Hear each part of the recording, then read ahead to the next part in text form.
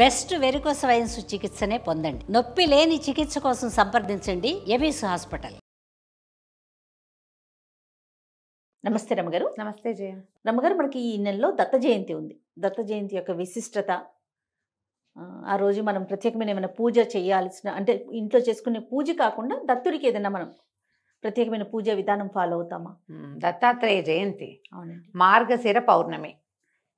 మార్గశిర పౌర్ణమి ఈసారి గురువారం కూడా వచ్చింది. అవును, గురువారం దత్త జయంతి వస్తే మరీ విశేషం.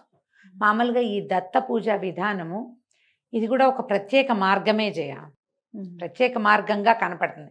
మనం అందరం సాయిబాబా గుళ్ళు కనపడితే వెళ్ళిపోతాము. ఏ శ్రీపాద కొన్ని చోట్ల దత్తాత్రేయుల వారి దర్శనం ఉంటే దండం పెట్టుకుంటాము, అందరూ చేస్తారు. అవును. అయితే కేవలం దత్తుడినే పూజించే వాళ్ళు కూడా ఒక కల్ట్ కనపడుతుంది మనకి. ఎక్కువగా మహారాష్ట్రియన్స్, కన్నడిగులు, వీళ్ళు ఎక్కువ దత్తభక్తులుగా కనిపిస్తారు. మన ప్రాంతంలో కూడా పూర్తిగా దత్తుడినే పూజించే విధానం ఉన్నది. కొంత కల్ట్, ఒక చిన్న జనం ఉన్నారు. వీళ్ళు గురు చరిత్ర, దత్తాత్రేయ చరిత్ర, శ్రీపాద శ్రీవల్లభ చరితామృతము, వీటిని ఫాలో అవుతారు. శ్రీపాద శ్రీవల్లభ చరితామృతం నేను కూడా చెప్పేగా నీకు. అవునండి. గురువారం పారాయణ చేసుకోవచ్చు అని. ఏమిటంటే గురువు యొక్క పూజా విధానం ఇది. దత్తాత్రేయుల వారు ముగ్గురు త్రిమూర్తుల యొక్క అంశతోటి జన్మించారని చెప్తారు. అత్రి మహర్షి, అనసూయాదేవి వారికి ఈ కుమారులుగా జన్మించారు. 3 ముఖాలు తోటి, 3 బ్రహ్మ విష్ణు మహేశ్వరుల స్వరూపంగానే దత్తాత్రేయుల స్వామివారు మనకి దర్శనమిస్తారు. దత్తాత్రేయుల వారి కథ చెప్పుకోవటం, కార్తవీర్యార్జునుడు దత్తారాధనే చేశాడని చెప్తారు. విశేషంగా దత్తాత్రేయ వారిని సేవించిన వాళ్ళకి జ్ఞానం పెరుగుతుంది. ఓకే. నాలెడ్జ్ కావాలనుకున్న వాళ్ళు దత్తభక్తిని అవలంబించాలి. ఈ గురుచరిత్ర అవి పారాయణ చేసినా కూడా మంచిదే. ఈ రోజున ఈ దత్తాత్రేయుల వారి దేవస్థానాలు చుట్టుపక్కల ఎక్కడైనా ఉంటే మనం దేవాలయ దర్శనం చేసుకోవచ్చు. ఉదయం పొద్దున్నే స్నానం చేసి తెల్లవారంగానే స్నానం చేయటం, తర్వాత కొంచెం పూజా విధానం చేసుకోవటం, దత్తాత్రేయుల వారిని పూజించుకోవటం. దత్త పూజా విధానం పుస్తకాలు కూడా కనిపిస్తాయి. పూజ చేసుకోవటము. ఎక్కువగా సిరా ఏమంటారు దీన్ని, హల్వా చేసి పెడతారు. రవ కేసరి, సొరకాయతో చేసే హల్వా, గోధుమ రవ్వతో చేసే హల్వా చేసి నివేదన చేసుకుంటారు. విశేషంగా ఎవరికైనా భోజనం పెట్టటము, దానం చేయటము, పుస్తకాలు దానం చేయటము, అవి చాలా మంచిది. పౌర్ణమి నాడు వస్తుంది దత్త జయంతి. మార్గశిర పౌర్ణమి అంటే ఇప్పుడు దగ్గరలోకి వచ్చేసింది కదా. ఈ సంవత్సరం 4వ తారీఖు వచ్చింది, డిసెంబర్ 4. కాస్త ముందు వెనకగా అవుతుంది. మార్గశిర పౌర్ణమి ఎప్పుడైతే అప్పుడు దత్త జయంతి. దేవాలయ దర్శనం చేసుకోవటం, ఎక్కడ మన చుట్టుపక్కల దత్తుల వారి దేవాలయం ఉన్నా, లేదా పెద్ద వేరే దేవస్థానంలో దత్తాత్రేయ స్వామి వారి దర్శనం లభించినా వారిని దర్శనం చేసుకోవచ్చు. ఓకే. తర్వాత పటిక బెల్లం లాంటిది పంచిపెట్టటము, పటిక బెల్లం పంచిపెడతారు. పుస్తకాలు పంచిపెట్టచ్చు. ఏదైనా గురుచరిత్ర లాంటిది పారాయణ చేసుకోవచ్చు. గురుచరిత్ర పుస్తకాలు కూడా ఎవరికైనా ఇవ్వచ్చు ఈ రోజున. అది కూడా చాలా విశేషమైన ఫలితాన్ని ఇస్తుంది. ఈ గురుచరిత్రలో మనకి దత్తాత్రేయుల వారు, ఆయన శ్రీపాద శ్రీవల్లభులుగా జన్మించింది. ఈ చరితామృతంలో ఈ దత్తాత్రేయుల వారు పుట్టిన కథే కాకుండా ఆయన అవతారాలుగా భావించేటువంటి దత్తాత్రేయుల వారు, అది మన శ్రీపాద శ్రీవల్లభులు, తర్వాత నృసింహ సరస్వతి స్వామి, ఇట్లా ఆ పరంపరలో జన్మించిన వాళ్ళు చాలా మంది కథల్ని మనం అందులో చూస్తాం. దత్తులది ఒక పరంపర. ఓకే. ఆయన అంశతోటి జన్మించిన వాళ్ళ గాథలు కూడా మనకు ఆ పుస్తకాల్లో కనిపిస్తాయి. మేము ఎక్కడికి వెళ్ళాం, మాణిక్ నగర్ అని ఒక చోటకు వెళ్ళాం. ఈ మహారాష్ట్ర బార్డర్స్ అక్కడ, అది కూడా దత్త సంప్రదాయమే. తర్వాత అక్కల్కోట్ ఒకటి వెళ్ళాం, గాణ్గాపూర్ వెళ్తారు. ఇవి కాకుండా మళ్ళీ మనకి ఇంకొకటి ఉంది, కురుంగడ్డ అంటారు, కురువపురం. ఇవన్నీ కూడా దత్త సాంప్రదాయాన్ని అనుసరించే దేవస్థానాలు మనకి మన ప్రాంతాల్లో కనపడేవి. తర్వాత ఏమో పీఠికాపురంలో కూడా దత్తాత్రేయ స్వామి వారిది దేవాలయంది. శ్రీపాద శ్రీవల్లభులు అక్కడ జన్మించారు. ఓకే.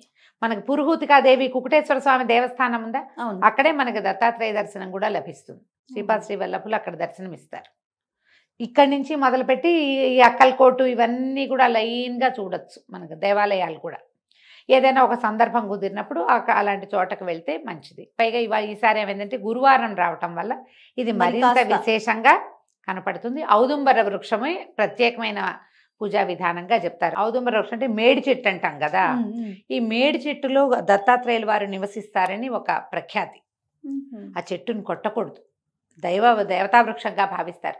ఔదుంబర వృక్షానికి ప్రదక్షిణ చేసిన, ఆ చెట్టు కింద కూర్చుని జపం కానీ ధ్యానం కానీ చేసుకున్న విశేషమైన ఫలితం లభిస్తుంది. మనకి ఈ దత్తక్షేత్రాలన్నిట్లలోనూ ఈ ఔదుంబరాలు కనపడతాయి విశేషంగా. అవును. స్వామివారు దాని మూలంలో నివసిస్తారని చెప్తారు. ఆ చెట్టును కొట్టకూడదు, దండం పెట్టుకోవటమే. ఎక్కడైనా మేడి చెట్టు కనపడితే దానికి నమస్కారం చేయాలి. అదొక ప్రత్యేకమైన వృక్షంగా చెప్తారు. వీరికి ఆవాస స్థానంగా ఉంటుందన్నమాట. మనం రావి చెట్టు ఎట్లా దేవాలయాల్లో చూస్తాం, అవునండి, అవును. అట్లా దత్తక్షేత్రాల్లో ఈ మేడి చెట్టు కనపడుతుంది అనమాట. విశాలమైన పెద్ద పెద్ద పెద్ద శాఖలు కలిగిన చెట్టును అసలు వాళ్ళ చెట్టు కొట్టరదు. దాన్ని అవకాశం ఉన్న వాళ్ళు మనకి చుట్టుపక్కల ఎక్కడైనా ఉంటే ఆ ఔదుంబరం కూడా కనిపిస్తే నమస్కారం చేసుకోవచ్చు. మా ఫ్రెండ్ ఒకరి ఇంట్లో చూశాను నేను. ఆవిడ ఈ మేడి చెట్టుని చిన్నది బోన్సాయి తెచ్చుకున్నారు. వాకిట్లో తులసి పక్కనే ఈ మేడి చెట్టు కూడా ఉంటుంది. స్వామి అక్కడ నివసిస్తారు కాబట్టి ఆవిడ రోజు కాసి నీళ్లు పోసి ఆ ఔదుంబరానికి నీళ్లు పోస్తే జ్ఞానం పెరుగుతుంది. పిల్లల్లో కొంచెం మందబుద్ధిగా ఉంటారు చూడు, వాళ్ళ చేత ఈ ఔదుంబర వృక్షానికి ప్రదక్షిణ చేయించిన, ఆ చెట్టుకు రోజువారీ నీళ్లు పోయించిన, దాని కింద కాసేపు కూర్చోబెట్టి ఏదైనా ధ్యానం చేయించినా కూడా పిల్లల్లో జ్ఞానవృద్ధి కలుగుతుంది. ఇంత విశేషాలు ఉన్నాయి కాబట్టి దత్త జయంతిని ప్రత్యేకంగా జరుపుకుంటాం. తెలుగునాట ఇంచుమించుగా మన 2 రాష్ట్రాల్లోనూ పూజా విధానం జరుగుతుంది. మీరు ఇప్పటిదాకా చేయకపోయినా మరి ఇంట్లో చేసుకున్నా, ఏదో పూజ చేసుకున్నా వారికి సంబంధించిన ఒక స్తోత్రం చదువుకుంటాం. అవును, అంతే కదా. ఏదో చిన్న పాయసమో హల్వానో చేసి దత్తాత్రేయ స్వామివారి పుట్టినరోజు ఈ రోజున అని నివేదన చేసుకుంటాం. ఇంత మటుకు పూజ చాలు.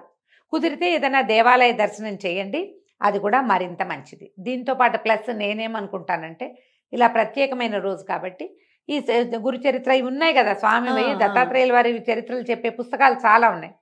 ఏదైనా ఒక పుస్తకంలో ఒక్క అధ్యాయాన్నైనా చదవండి తప్పకుండా. దానివల్ల ఏంటంటే ఈ పవిత్రమైన పౌర్ణమి నాడు విశేషమైన ఫలితం లభిస్తుంది. మామూలుగా మనం పౌర్ణమి ఏం చేస్తాం, సాయంకాలం లలితారాధన అలా చేసుకుంటాం. ఇది మార్గశిర మాసం కాబట్టి సాయంకాలం విష్ణు సహస్రనామ పారాయణ చేయండి, మంచిది. లలితా సహస్రనామం కూడా చేసుకుంటాము అంటే సహస్రనామం కూడా చక్కగా చేసుకోవచ్చు. చిన్న వెండి పాత్రలో పాయసం చేసి వెండి పాత్రలో పెట్టి చంద్రబింబం ఎక్కడ మనకి కనపడుతుందో వెన్నెట్లో కూర్చుని ఆ పళ్ళేని అక్కడ పెట్టుకుని ఆ వెండి గిన్నెని పారాయణ చేసుకుని ఆ చంద్రబింబంలో లలిత అమ్మవారిని భావించి ఈ పాయసాన్ని నివేదన చేస్తే ఆ చంద్రకాంతి పడినటువంటి క్షీరాన్నానికి ఔషధ గుణం పెరుగుతుందని, ఫలితం లభిస్తుందని చెప్తారు. దీనివల్ల చిత్తశాంతి, మానసిక నైర్మల్యం, మనసు ప్రశాంతంగా అవటం అలాంటివి జరుగుతాయి. మేము ఈ అవకాశాన్ని బట్టి ఏ ఆరాధన కుదిరితే అది చేసుకోండి. నమస్తే. నమస్తే చెండి.